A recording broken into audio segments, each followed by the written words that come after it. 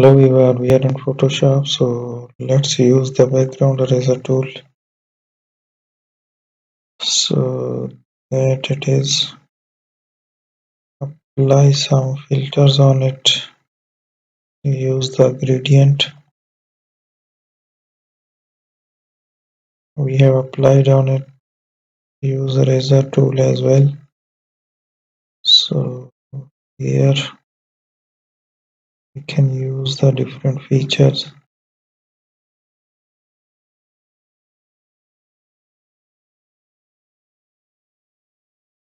So that it is.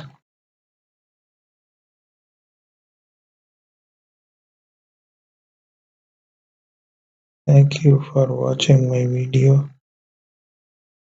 We will use the camera raw filter here. It's a temperature using the tint here.